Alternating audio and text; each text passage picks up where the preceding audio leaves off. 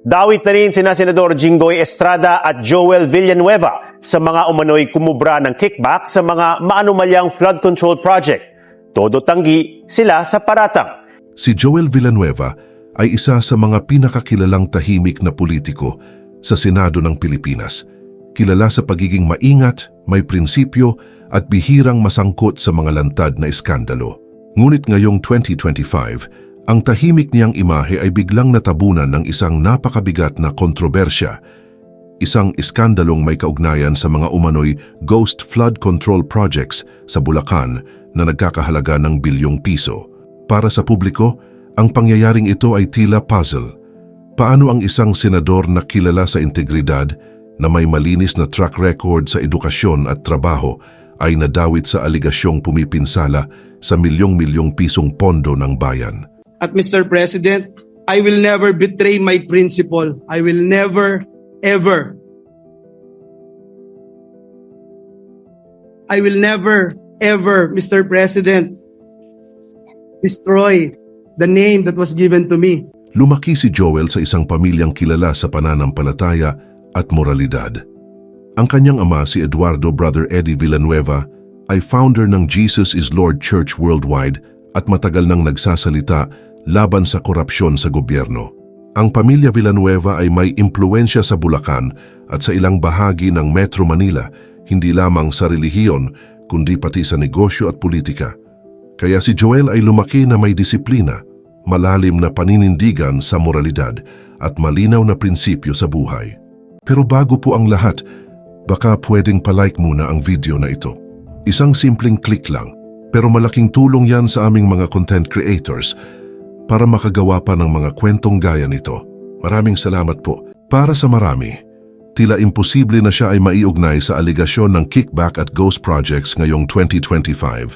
Ngunit iyon ang eksaktong nangyari.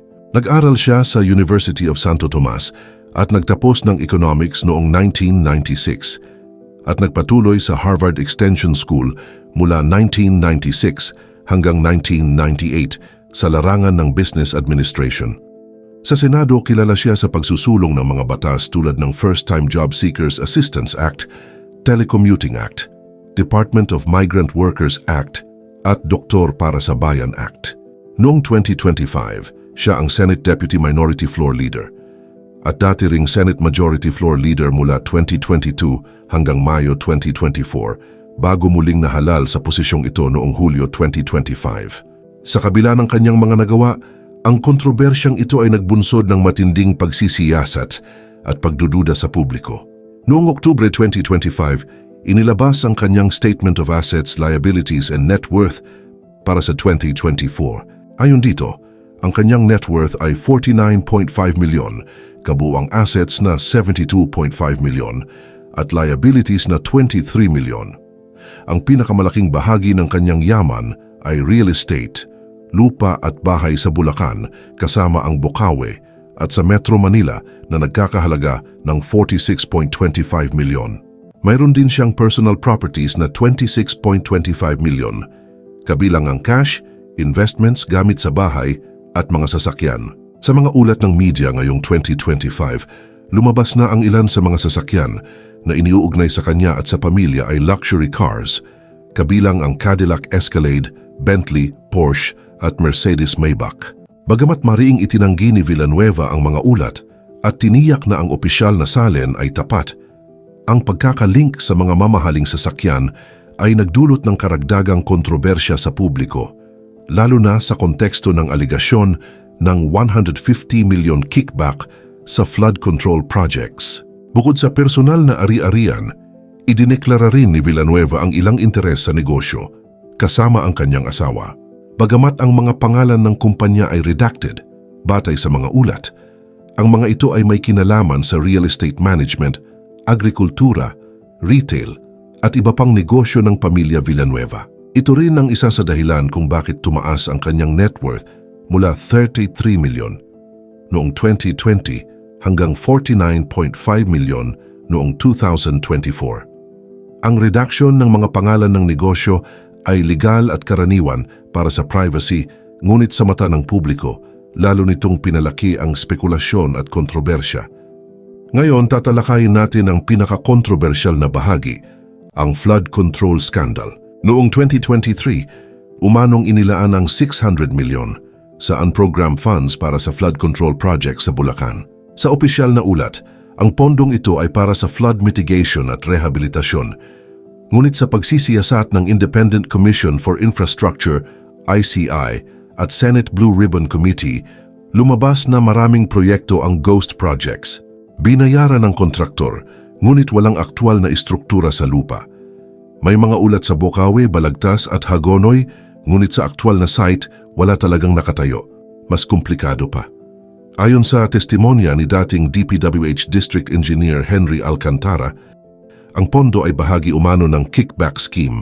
Ayon sa affidavit, may humigit kumulang 150 milyon na kickback at 125 milyon nito ay iniabot sa isang staff ni Villanueva na kilala bilang Peng sa isang rest house sa Bocaue. Dahil dito, nabigyan si Senator Joel ng proyektong unprogrammed operations ng 2023 nagkakalaga ng 600 million na pawang mga flood control ng mga proyekto at kung saan susumahin na 25% ng proponent ay may halaga na 150 million. Ang halagang 150 million dila ko sa rest house sa Barangay Igulat, Bucay, Bulacan na iniiwan ko po sa tao niya na ang nagangalan lang Pumpeng. May mga lumabas ding digital messages noong 2023 na nagpapakita ng umano'y reklamo ng senador sa mababang alokasyon kumpara sa ibang senador. Dagdag pa rito, lumabas sa ICI report na humiling si Villanueva ng 1.5 bilyon para sa multipurpose buildings sa Bulacan, ngunit limitado lang ang pondong available sa flood control, kaya iniutos umano ng DPWH na ilagay ang pondo sa kategorya ng flood control para maibigay ang bahagi ng 600 milyon. Sa mata ng publiko, tila may gumawa ng paraan upang mailabas ang pera kahit na walang katotohanan sa aktwal na proyekto. Ang proseso ay nagdulot ng malawakang pagdududa. Sino ang responsable, sino ang biktima, at sino ang nakinabang? Kung mapatunayan ang kaso laban kay Villanueva, ang bigat nito ay napakalaki. Ang plunder ay non-bailable kapag ang halagang nasasangkot ay higit sa 50 milyon at sa kasong ito, ang aligasyong 150 milyon kickback ay lampas sa 3 beses ng limitasyon para sa plunder. Higit pa rito, ang epekto ng umano'y korupsyon ay hindi lamang sa kanya. Nasaktan ang mga mamamayan sa Bulacan. Ang pondong dapat ay inilaan para sa flood mitigation na makakatulong sa mga barangay na palaging baha ang nararanasan ay napunta sa maling kamay. Ang mga residente ay nawalan ng proteksyon sa kanilang bahay at kabuhayan, at ang tiwala sa gobyerno ay lalo pang bumagsak. Ang mamamayan na umaasa sa mga proyektong ito para sa kanilang kaligtasan ay literal na naapektuhan ng desisyon ng umano'y nakinabang sa pondo. Dahil sa kabuang halaga at lawak ng aligasyon, inirekomenda ng ICI noong October 29, 2025 ang pagsasampa ng kasong plunder, graft at malversation of public funds laban kay Villanueva. May iba pang supplemental affidavits mula sa mga engineer at may mga digital messages na lumabas noong 2023 na umano'y nagrereklamo siya sa kanyang alokasyon. Mariin pa ring itinatanggi ni Villanueva ang lahat. Giit niya, ang hiningi niyang pondo ay para sa multipurpose buildings at wala siyang kontrol sa pagbago ng kategorya ng proyekto. Ipinapakita rin ng record na siya mismo ang madalas kumuwestiyon sa mga palpak na flood control projects sa Bulacan simula pa noong 2023. Para sa kanya, walang lohika ang aligasyon at hindi niya isusugal ang pangalan ng kanyang pamilya, negosyo o reputasyong dekada niyang binuo para sa pera. I will never, ever, Mr. President, destroy the name that was given to me by my parents, Mr. President, because it's priceless, Mr. President. The Bible says a good name should be chosen than great riches. Pinalaki po ako ng magulang ko na naniniwala ako sa langit at impyerno. Pinalaki po ako ng magulang ko na naniniwala ako that when you die here on earth, you will face your Creator and immediately into judgment. Pinalaki po ako ng magulang ko na sa impyerno, wala pong graduation. Kahit 1 bilyong taon, kahit 1 trilyong taon, pag ikaw ay nagkasala, pag ikaw ay pinarusahan ng Diyos, wala pong graduation doon. Ngunit sa mata ng publiko, sapat na ang mga numerong ito, testimonya, at aligasyon ng luxury vehicles at kickbacks para magduda. Paano magkakaroon ng aligasyong 150 million kickback kung ang idineklarang net worth niya ay 49.5 million lamang? Paano nasasabay ang redacted business interests, personal properties at luxury cars sa ganitong aligasyon? At higit sa lahat, paano napinsala ang libu-libong tao sa Bulacan na umaasa sa mga pondong ito para sa kanilang kaligtasan sa baha? Hanggang ngayon nananatiling bukas ang kaso. Patuloy na nagsasagawa ng preliminary investigation ang Office of the Ombudsman at wala pang pinal na kasong isinampa sa Sandigan Bayan. Sa mata ng publiko, ang imahe ng isang tahimik at maingat na senador ay hindi na kasing linis ng dati. Sa politika, kahit ang pinakatahimik na pangalan ay maaaring biglang maging sentro ng pinakamaiingay na kontrobersya. Sa huli, ang tanong ay hindi lamang kung saan nanggaling ang yaman ni Joel Villanueva, kundi pati kung paano na ipagsasabay ang legal na ari-arian, negosyo, luxury cars at public funds sa mata ng publiko. Kung mapapatunayan ang aligasyon, hindi lamang ang kanyang reputasyon ang apektado.